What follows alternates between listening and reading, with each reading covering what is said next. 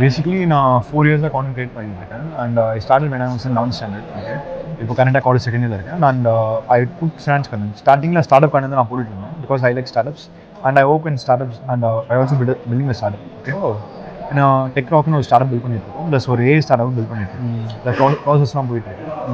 And I like start up shows. Basically shark tank பார்த்துருக்கேன். And இப்போ தமிழில் வந்து நியூ இனிஷியேட்டிவ் ஸ்டார்ட் அப் சிங்கமும் பார்த்துட்டு இருக்கேன். அதுவும் நல்லா போயிட்டு இருக்கு. Like this is good. Influencer meeting already போயிருப்பீங்க. ஆனால் கான்ஃபரன்ஸ் மீட்டிங் வந்து கண்டிப்பாக அது புதுசாக இருக்கும். ஏன்னா இன்ஃப்ளூயன்சர்ஸையும் கனெக்ட் பிராண்ட்ஸ் கூட கனெக்ட் பண்ணுது. ஸோ அதை பற்றி என்ன நினைக்கிறீங்க? This actually good initiative. எப்படி சொல்கிறதுன்னா, ஒரு மீடியம் இல்லை. பேசிக்காக ரெண்டு பேரையும் கனெக்ட் பண்ணுறதுக்கு ஒரு மீடியம் இங்கே இல்லை. அதுக்கு வந்து ஒரு பெஸ்ட் திங்காக இருக்குது. பிகாஸ் வந்து நம்ம இன்ஃப்ளூயன்சர்ஸ் கூட பேசுகிறது வந்து ஒன்றா நடக்கிறது தான். பட் பிராண்ட்ஸ் கூட பேசுறதுக்கு ஒரு கான்ஃபிடன்ஸ் வந்து இருக்கும். But this is a good thing. And first time நடக்கிறதுனால இன்னும் நடக்கும்னு நான் எதிர்பார்க்குறேன். லைக் இந்த மாதிரி நிறைய பீப்புள் வந்து இனிஷியேட் எடுப்பாங்க. இது வந்து நல்லா ரீச் ஆச்சுன்னா ஃபியூச்சரில் கன்ஃபார்மாக நிறைய பேர் வர ஆரம்பிச்சிருவாங்க. ஏன்னா பட் இது ஒரு சொசைட்டியாக பில்ட் ஆகும். ஏன்னா இப்போ வந்து கிரியேட்டர்ஸ் வந்து பிராண்ட்ஸோட ஒர்க் பண்ணுறது இருக்குது. ஆனால் பிராண்ட்ஸும் இன்ஃப்ளூயன்ஸோட ஒர்க் பண்ணுறது இப்போ புதுசாக வந்துட்டு இருக்கு. ஏன்னா பிராண்ட்ஸும் இன்ஃப்ளூயன்ஸ் தேடி வந்துட்டு இருக்காங்க. அதே மாதிரி இன்ஃப்ளூயன்சர்ஸ் வந்து அவங்களுக்கே தனியாக ஸ்டார்ட் அப்ஸ் ரன் பண்ணிட்டு இருக்காங்க. ஸோ அந்த மாதிரி உங்ககிட்ட ஸ்டார்ட் அப்ஸ் அந்த மாதிரி இருக்கா?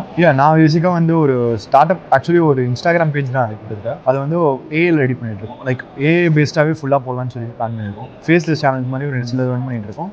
அண்ட் மெயின் திங் இஸ் நாங்கள் வந்து ஒரு ஏஐ பில்ட் பண்ணிட்டு இருக்கோம். லைக் ஒரு ஏஐ பர்சனல் அசிஸ்டன்ட் மாதிரி பில்ட் பண்ணிட்டு இருக்கோம்.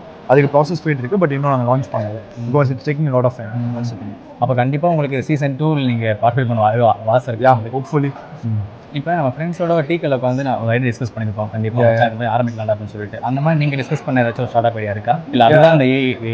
நாங்கள் வந்து நிறைய ஐடியாஸ் டிஸ்கஸ் பண்ணியிருக்கோம். லைக் டோட்டலாக இப்போ ரேபிடோ இருக்குல்ல, ரேபிடோ கான்செப்ட்டை நாங்கள் வந்து எப்படி சொல்கிறது, ஒரு 10th ஸ்டாண்டர்ட் படிக்கும்போது நானும் என் ஃப்ரெண்டும் டிஸ்கஸ் பண்ணியிருக்கோம். லைக் பேசிக்காக நான் லைக் லிஃப்ட் கொடுக்குறது பண்ணிட்டு இருக்காங்க.